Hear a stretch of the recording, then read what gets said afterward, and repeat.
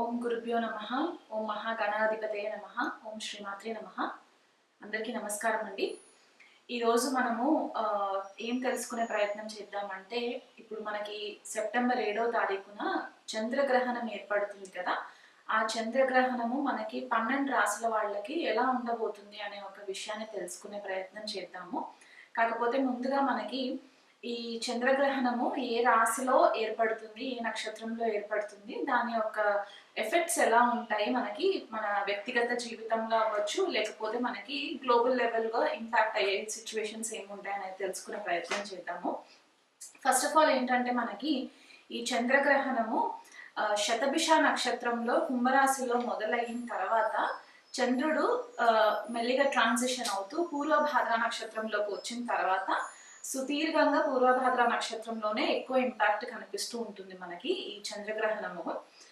Present మనకు అక్కడ రాహు కూడా గోచారంలో పూర్వభాద్ర నక్షత్రంలోనే సంచారం జరగడము, పూర్వభాద్ర నక్షత్రము 2వ పాదంలో సంచారం జరగడము, ఈ చంద్రగ్రహణం కూడా మనకి కొద్దిపాటిగా రాహు అండ్ చంద్రుడి యొక్క క్లోజ్ కంజంక్షన్ వల్ల మనకి ఈ చంద్రగ్రహణం అనేది ఏర్పడుతుంది.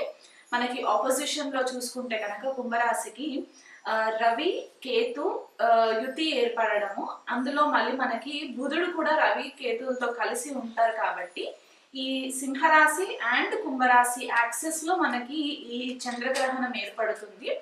అండ్ ఈ గ్రహణము విశిష్టత ఏంటి అంటే, మనకి సింహరాశి కుంభరాశి యాక్సెస్ లో స్పెసిఫిక్ గా కుంభరాశిలో మనకి 18 సంవత్సరాల తర్వాత ఈ గ్రహణం ఏర్పడుతుంది. లాస్ట్ మనకి ఈ యాక్సెస్ లో ఏర్పడింది ఎప్పుడు అంటే సెప్టెంబర్ 11, 2007లో మనకి ఈ గ్రహణం ఏర్పడింది అనమాట. సో ఎగ్జాక్ట్ 18 years తర్వాత మనకి ఈ గ్రహణం అనేది సంభవిస్తుంది. కాబట్టి మీ వ్యక్తిగత జీవితంలో లాస్ట్ 18 years క్రితము మీకు ఏవైతే అనుభవాలు ఉన్నాయో ఒక్కసారి మీరు నెమరు వేసుకునే ప్రయత్నం చేయండి. అంటే మీకు మంచి జరిగిందా, లేకపోతే ఈ గ్రహణం తర్వాత మీకు ఏమైనా సడన్ గా ట్రాన్స్ఫర్మేషన్స్ జరిగాయా పర్సనల్ లైఫ్ లో, 18 years క్రితము మీకు ఏవైనా కొత్త అలవాట్లు ఏమైనా ఉంటే కనుక, అంటే ఆ 18 years పీరియడ్ లో ఏవైనా మనకి హ్యాబిట్స్, అవి మంచి హ్యాబిట్స్ అవ్వచ్చు, చెడు హ్యాబిట్స్ అవ్వచ్చు, ఏవైనా ఉండుంటే కనుక అవి కొద్దిగా మనకి ఈ గ్రహణం తర్వాత ఆల్టర్ అయ్యే ఛాన్సెస్ కనిపిస్తూ ఉంటాయి.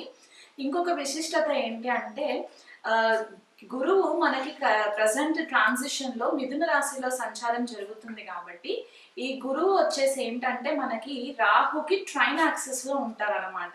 అంటే మనకి త్రికోణంలో గురువు సంచారం జరుగుతుంది కాబట్టి ఈ వాయుతత్వ రాశులలో సంచారం అనమాట రాహు అండ్ గురువు.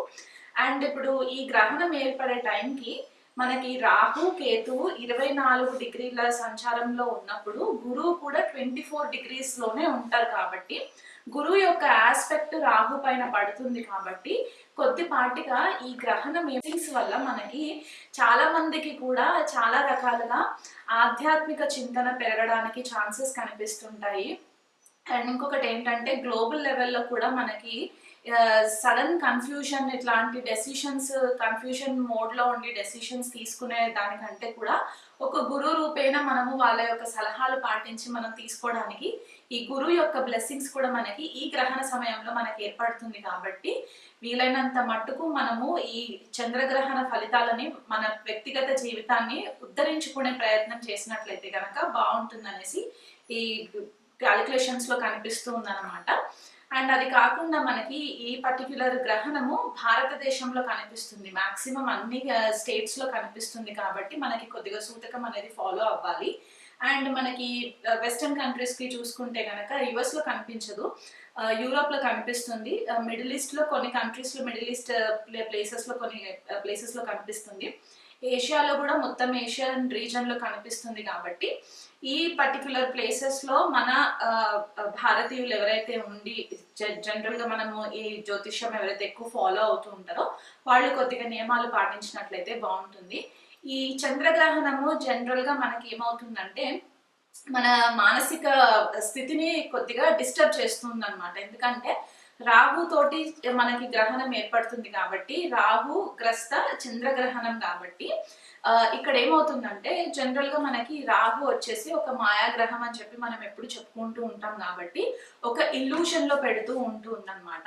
అండ్ చంద్రుడితోటి క్లోజ్ కంజంక్షన్ లో ఉంటుంది కాబట్టి మానసిక ఒత్తిడి ఎక్కువ ఉంటుంది, అనవసరమైన చికాకులు, లేనిపోనే అపోహలు, లేకపోతే ఇమోషనల్ టర్బ్యులెన్సెస్, ఇంట్లో చిన్న చిన్న చికాకులకి మీరు ఇమోషనల్ గా ఎక్కువ ఇబ్బంది పడిపోయి బాధపడడము, మనస్తాపానికి గురవ్వడము, లేకపోతే డెసిషన్స్ ఏవైనా తీసుకునే ఉంటే అవి చాలా ఫాస్ట్ గా డెసిషన్స్ తీసుకోవడము, ఇవన్నీ కూడా మనకి కనిపిస్తుంది. కాబట్టి ఆ విషయంలో మీరు కొద్దిగా మీ మనోధైర్యాన్ని కనుక పెంచుకున్నట్లయి, మీ ఆత్మస్థైర్యాన్ని పెంచుకున్నట్లయితే కనుక ఈ గ్రహణ సమయం యొక్క ఎఫెక్ట్స్ మనకి 6 months వరకు ఉంటుంది. కాబట్టి ఎలాంటి ఇంపార్టెంట్ లైఫ్ డెసిషన్స్ మీరు తీసుకునేటప్పుడు మీకు ఒకవేళ కన్ఫ్యూజన్ అనిపిస్తుంది అంటే కనుక మీ గురువులు కానీ లేకపోతే మీ ఫ్యామిలీలో పెద్దవాళ్ళు ఎవరైనా ఉంటే కనుక వాళ్ళ సలహా తీసుకున్న తర్వాత మీరు డెసిషన్స్ తీసుకోండి.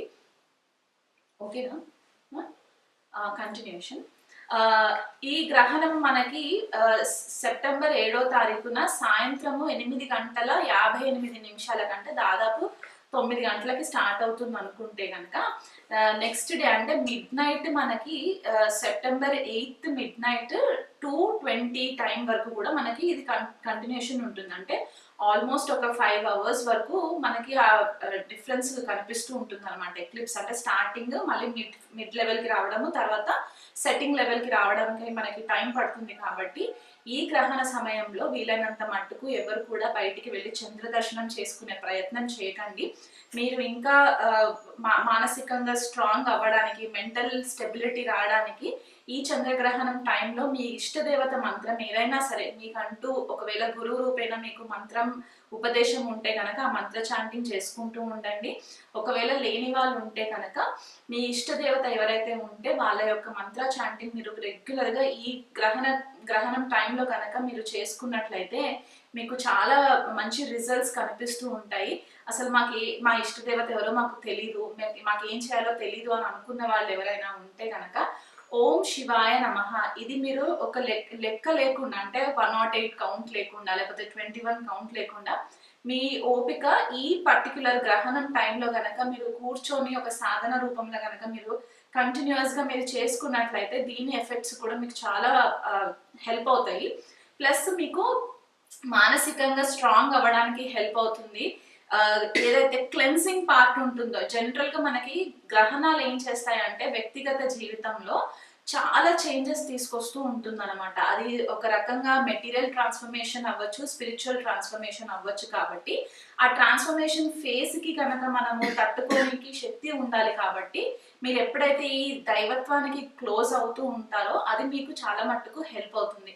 మాకు ఏ మంత్రాలు రావు అనుకుంటే సింపుల్ గా లలిత సహస్రనామం కూడా మీరు చాంటింగ్ చేసుకున్నా కూడా ఇబ్బంది లేదు. ఎందుకంటే పౌర్ణమి టైంలో చంద్రగ్రహణం ఏర్పడుతుంది కాబట్టి సాక్షాత్ లలితా పరమేశ్వరినే మనము పౌర్ణమి చంద్రుడిలో చూస్తూ ఉంటాం. కాబట్టి అమ్మవారి నామం తీసుకునైనా సరే మీరు సహస్రనామాలు చేసుకోవచ్చు. లేకపోతే సహస్రనామంలో ఏదన్నా ఒక నామం మీరు కనెక్ట్ అవుతే కనుక ఆ నామంని కూడా మీరు కంటిన్యూగా జపం చేసుకోండి. ఈ టైం ఏదైతే నేను చెప్పానో ఆ టైంకి వీలైనంత మట్టుకు మౌనం పాటించండి. గ్రహణం టైంలో మౌనం పాటించండి. గ్రహణం అయిపోయిన తర్వాత కూడా మీకు కొన్నిసార్లు ఏమవుతుందంటే కొన్ని స్పెసిఫిక్ రాశిస్ ఉన్నాయి, అవి నేను చెప్తూ వెళ్తాను.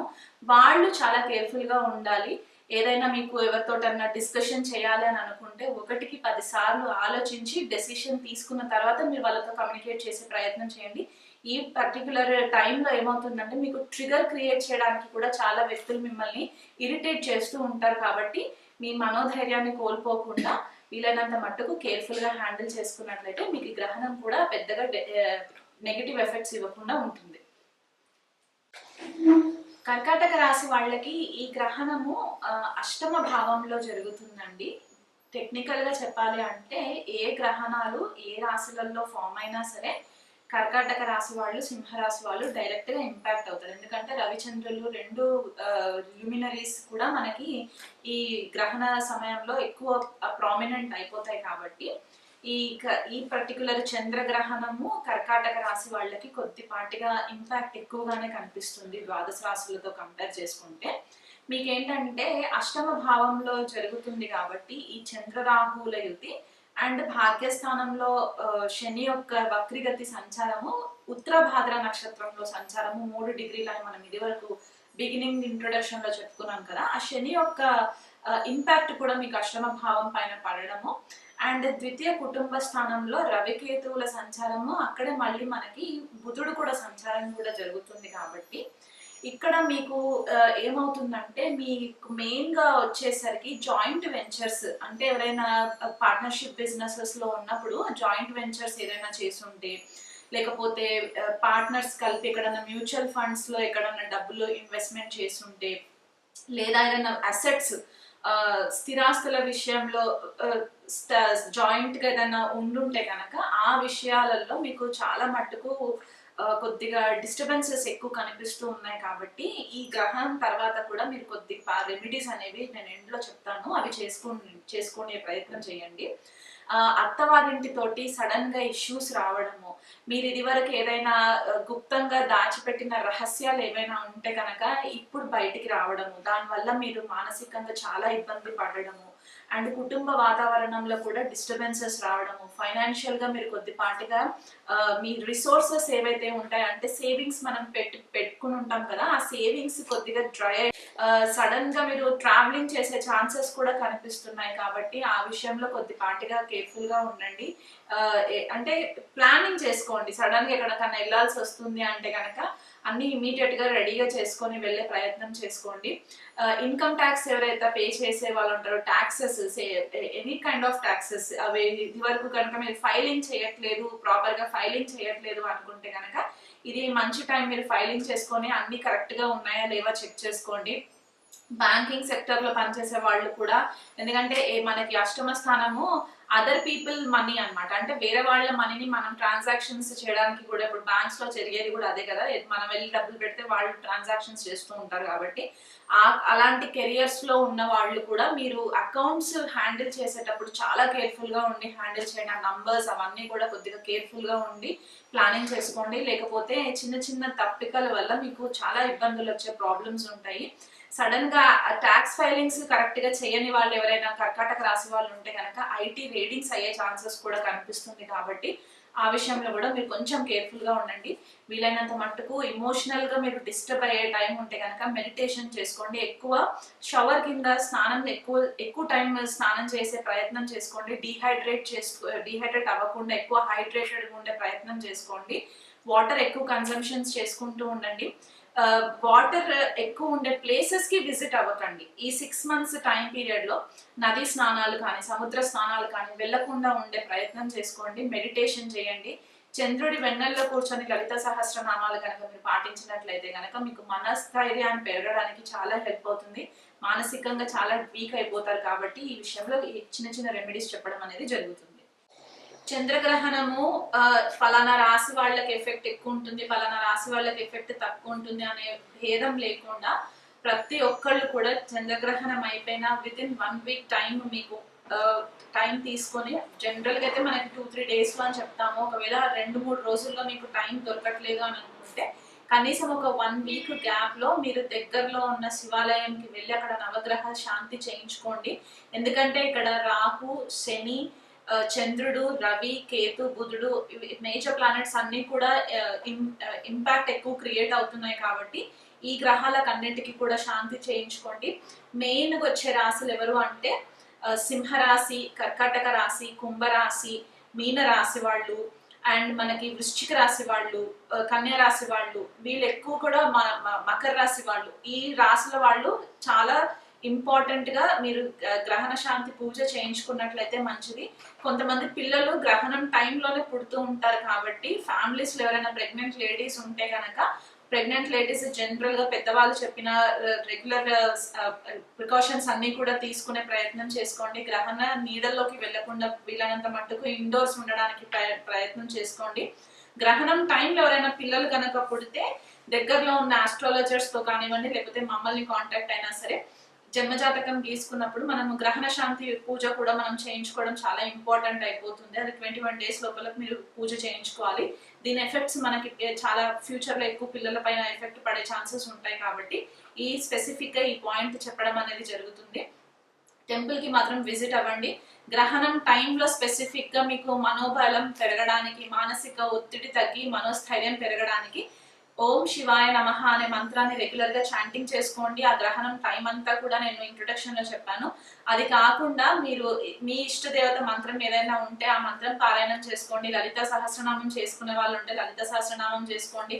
అమ్మవారి నామం ఓం శ్రీమాత్రే నమః అనేది 108 టైమ్స్ చేసుకున్నా సరిపోతుంది. లేదా లెక్క లేకుండా మీకు గ్రహణం అంతా కూడా ఒక 4 అవర్స్ నేను కూర్చొని చేసుకుంటాను అనుకుంటే గనక మీరు అలా ధ్యానంలో ఉన్నా కూడా మీకు చాలా మట్టుకు మెంటల్ రిలీఫ్ ఇస్తుంది. ఒక ప్రొటెక్టివ్ ఆరా మీకు ఏర్పడడానికి ఛాన్సెస్ ఉంటాయి. కాబట్టి ఇవన్నీ కూడా చేసుకునే ప్రయత్నం చేసుకోండి. ఎవరితో ఎక్కువ డిస్కషన్స్ లోకి వెళ్ళకండి. మీకు ఎవరైనా టాక్సిక్ మనుషులు ఉన్నారు మీ చుట్టుపక్కల అనుకుంటే కనుక వీలైనంత మట్టుకు వాళ్ళ కాల్స్, వాళ్ళ టెక్స్ట్ మెసేజెస్ అవాయిడ్ చేసేసి మీ ధ్యానం పైన మీరు ఎక్కువ ఫోకస్ చేసి మీ సాధన బలం పెంచుకునే ప్రయత్నం చేసుకున్నట్లయితే ఎటువంటి ఆర్గ్యుమెంట్స్ లేకుండా ఈ గ్రహణం యొక్క ఎఫెక్ట్స్ నుంచి మీకు బయటపడడానికి చాలా మంచి సోర్సెస్ కనిపించే ఛాన్సెస్ ఉన్నాయి. కాబట్టి మొత్తం ప్రపంచ శాంతి అంతా కూడా మన మన పైన భారం ఉంటుంది. కాబట్టి సూక్ష్మంలో మోక్షం లాగా మీరు ప్రే చేసుకునేటప్పుడు ప్రపంచంలో ఉన్న వాళ్ళందరూ కూడా బాగుండాలని చెప్పి మనస్ఫూర్తిగా మీ దైవారాధన చేసుకోండి. నమస్తే.